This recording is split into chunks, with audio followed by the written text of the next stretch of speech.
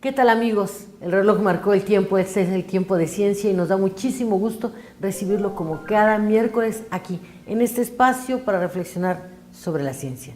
Y escuche usted, con el fin de mitigar el daño causado a la naturaleza debido a la explotación de los recursos y proponer alternativas de desarrollo sostenible, es que se ha creado un concepto denominado salud en el ecosistema. Para ello, nada mejor que una de sus especialistas que ahora se acerca al tema desde su conocimiento en Sisimar, la maestra en ciencias Mónica Ruiz Barreiro. Gracias por acompañarnos con esto que hemos denominado en su tema modelación de ecosistemas marinos. Al contrario, es un placer estar aquí con ustedes. ¿Cómo se relaciona esta entrada que dábamos sobre el ecosistema, este ecosistema saludable, ¿no? La medición de salud del ecosistema y su tema de modelaciones? ¿Qué son las modelaciones? Las modelaciones en sí, el concepto de modelación se refiere a tratar de representar matemáticamente, gráficamente, los eventos que suceden en el ecosistema y considerando sus parámetros, temperatura, salinidad, todo lo que lo caracteriza, así como la dinámica que existe en la red trófica de todas las especies que forman el ecosistema. Esto se hace con la finalidad de entender la interacción que tienen entre ellos al momento de haber variabilidad climática, por ejemplo, ahorita con el tema de, de cambio climático, lo que está sucediendo es que hay un calentamiento en las temperaturas promedio mensuales o anuales y lo que se pretende ver es, a través de la modelación, se hace un estilo de simulación de ver qué pasa cuando incrementamos la temperatura en 1 grado, 2 grados en su ambiente, qué especies se ven afectadas, de qué manera afecta el resto del ecosistema debido a que si son especies, no sé, en un nivel medio trófico, generalmente tanto afectan las abundancias de las especies que están debajo de ellos en los niveles tróficos como arriba de ellos. Entonces, la modelación actualmente ha sido una herramienta de mucha utilidad porque nos permite plantear escenarios que nos sirvan para entender todas las posibilidades que podría haber en caso de incremento de temperatura, de salinidad, de algunas sustancias tóxicas, por ejemplo, perturbando únicamente especies que son sensibles a ellas. Entonces ahorita, claro que todavía nuestros modelos no son del todo con una certeza total de que nos pronostiquen el futuro. Generalmente los manejamos dentro de su certeza con los que se construyen, pero pues considerando que de partir de nada a una representación con modelos, pues realmente permite mucho el entendimiento de la dinámica de los ecosistemas. Y voy a hacer 2 precisiones para nuestro queridísimo auditorio, que además ya está un poco más familiarizado con el término trófico. ¿Nos puede ayudar a definirlo? Ok, sí. Desde el punto de vista como lo estamos manejando en la modelación a través del software, nosotros usamos un software que es libre, está en la red, disponible. Un programa de computación. Un programa de computación libre para todo el mundo, está en www.ecopad.org. Cualquiera puede entrar, ver las publicaciones que se han hecho, descargar el software e intentar usarlo y que despierte el interés porque realmente pues, tiene mucha aplicación para entender la dinámica del ecosistema. Los ecosistemas los organizamos, y esto es meramente humano, en niveles tróficos. ¿Qué es esto? Por ejemplo, todos sabemos que el plancton son pequeños microorganismos que están en la superficie del mar y está compuesto tanto por la parte vegetal y animal, que son las larvas de los animales o cosas micros. Y en cuestión de vegetal puede ser incluso ya en adultos, pero son también microscópicas. Estos, por lo general, primero empezamos con el fitoplancton en una red trófica, porque los organismos son como las plantitas en la tierra, que a través de la luz introducen la energía al resto del ecosistema. Entonces estos se ubican en el nivel trófico más bajo, que es el 1, donde es la entrada de la energía a través de ellos al ecosistema. Posteriormente, los que se comen a las plantitas, que son el zooplancton, lo ubicaríamos en el nivel trófico 2. Los que se comen al zooplancton, camarones, sardinas, así. Cadena alimenticia. Es una cadena alimenticia, en pocas y palabras. de energía que se va dando de una especie a otra de manera ascendente, casi para que pudiéramos imaginarlos. Entonces, ¿qué tiene que ver? Usted hablaba de 2 o 3 cosas. Hay algunos de estas especies en la escala o en esta cadena, hay alguna de estas especies o eslabones que pueden ser más sensibles, por ejemplo, a algunos contaminantes, como el mismo petróleo derramado en los océanos, o a este cambio de ácido, ¿no?, del pH del océano, y otros no. Y ustedes con esta modelación pretenderían alcanzar aproximaciones a lo que sucedería con tal o cual especie si sufre más o menos que otras en términos de ser vulnerables a estos agentes. Así es, sí. Aquí es como una complementación de muchas, como muy interdisciplinario, porque nosotros requerimos información que generan los biólogos marinos que se han dedicado a estudiar las características de ciertas especies y nos dicen a qué son vulnerables, a qué no. Los oceanólogos que nos indican las corrientes del mar para decirnos que si se contamina en tal zona, hacia dónde se dirigiría esa contaminación. Y la combinación de toda esa información la reunimos para hacer el modelo. Y sí, por ejemplo, el software, y hay varios software que nos permiten hacer eso exclusivamente a los organismos que son vulnerables a ciertos efectos. Por ejemplo, hay organismos más vulnerables a los cambios de temperatura y hay otros que son más resilientes. Que la resiliencia es la capacidad que tiene un organismo de adaptarse sin recibir un daño permanente.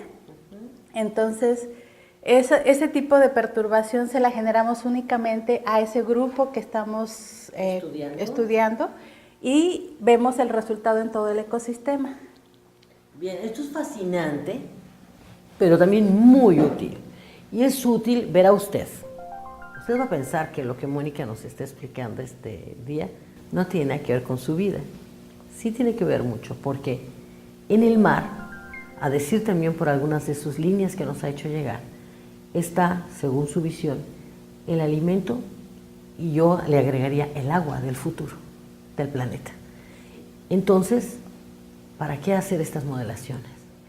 Sí, muchas malas tomas de decisiones en el manejo pesquero se han realizado por no predecir ciertas eventualidades. Nosotros lo que pretendemos con la modelación es plantear escenarios que nos permitan tener una idea de para dónde va antes de que suceda.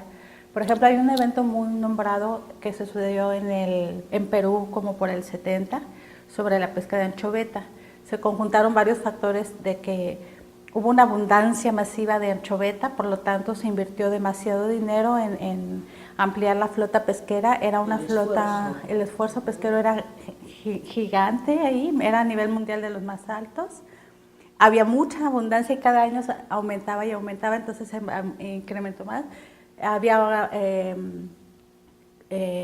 ramas derivadas de eso que era con harina de pescado, o sea, tenía mucha relación. Todo lo que implica industrializar un producto de esa naturaleza. Así es, mano de obra, economía, todo se fue para arriba.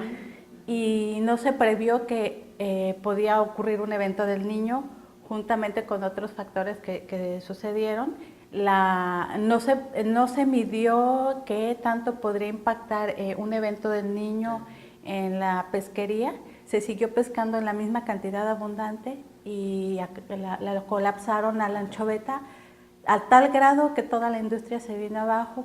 Aparte del daño económico, laboral, se vino abajo toda su economía, toda la flota pesquera, porque no podían adaptarla para otra pesquería. O sea, fueron muchas situaciones.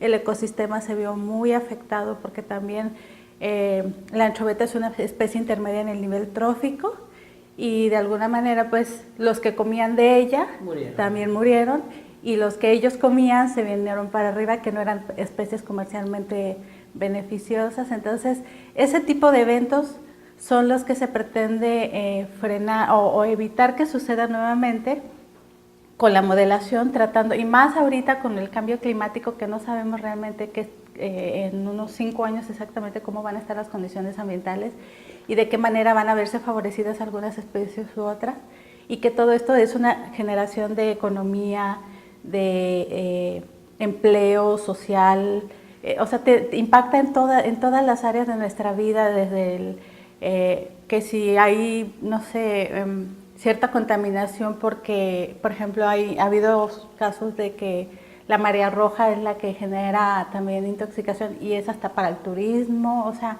son muchas situaciones que pudieran preverse con un estudio como el que usted ahora está proponiendo o está involucrada en el análisis de este tipo de estudios. Es decir, los estudios son posibilidades de diagnósticos anticipados de esa salud que tienen nuestros mares, es decir, poder prever que nuestro gran niño que es el mar pudiera tener algunos dolores de cabeza respecto de sus especies en un futuro, y no prever, no podemos evitar que eso suceda. Exacto. Es decir, el efecto de la contaminación y todo esto tiene unos impactos muy largos, de largo alcance, y que a lo mejor no podríamos prever algunos de ellos en las especies. Lo que sí podemos hacer es prever la relación del humano, hasta donde entiendo, así es, con ese fenómeno. Exacto. Si le pasara algo a nuestras sardinas, tendríamos que hacer algo, o nuestra langosta, o el ostión, o el abulón, que finalmente son fuentes de riqueza en nuestro estado, ¿no? Sí. Quisiera comentar algo más sobre este... Bueno, eso es algo, hay cierta resistencia todavía al uso de modelación por parte de varios sectores, pero lo que queremos mostrar es que el cambio, o sea, nosotros vemos que los ecosistemas tienen 2 fuentes de variación, el cambio climático y el manejo pesquero, porque generalmente la explotación pesquera es la que más afecta a los mares. Entonces, pues definitivamente el cambio climático va a suceder y ha sucedido a través de la historia, o sea, eso no es algo nuevo, más bien es algo nuevo que lo hemos detectado, pero en sí ha sucedido porque tenemos que entender al planeta como un ser vivo que va evolucionando, ¿no? Y es cambiante y seguirá cambiando, y no todo es generado por los humanos, tenemos nuestra partecita, pero no todo. Bastante considerable. Pero mucho es natural y no es algo que podemos manejar. Sin embargo, si nosotros conocemos cómo está cambiando y la manera que está variando las biomasas de los organismos en el mar, nosotros podemos adecuar nuestro manejo pesquero y todas nuestras actividades dependiendo de la situación que se está presentando en cada momento para que el daño sea el mínimo y podamos mantener sostenible los recursos y puedan explotar las generaciones futuras. Maestra Mónica, qué fascinante puerta nos ha abierto para poder entender 2 cosas. Una, esta relación con los ecosistemas que cada día, con el término y con los estudios que puedan generarse, que cada día son más cercanos a nuestra vida cotidiana. Y 2, que la investigación que se hace en CICIMAR, como la que se hace en CIMNORA, en la universidad y en todas las instituciones de educación superior en Baja California Sur, sí, definitivamente, tienen que ver con esa vida de la sociedad, aportan luz sobre algunos aspectos de verdadera relevancia, sobre muchos de ellos, y hoy en día personas como usted, investigadoras como usted, que también tiene su vida, es ama de casa, tiene sus niños, seguramente está preocupada en la parte personal por lo que le sucede al mundo a través de los años. No me resta solo agradecerle su presencia y nos gustaría muchísimo que nos volviera a acompañar para que nos diga cómo van estas mediciones, estos indicadores en el futuro. Claro que sí, para mí será un honor estar aquí con ustedes y poder compartir lo poquito que sé. Gracias, Mónica. A usted, como siempre, quédese con esta reflexión. El mundo está cambiando, siempre cambia, bien lo decía la maestra Mónica, pero si nosotros sabemos por lo menos en qué dirección va el cambio, podemos mitigar el impacto sobre nuestras vidas y ser más conscientes de que somos uno con todo el universo. Gracias.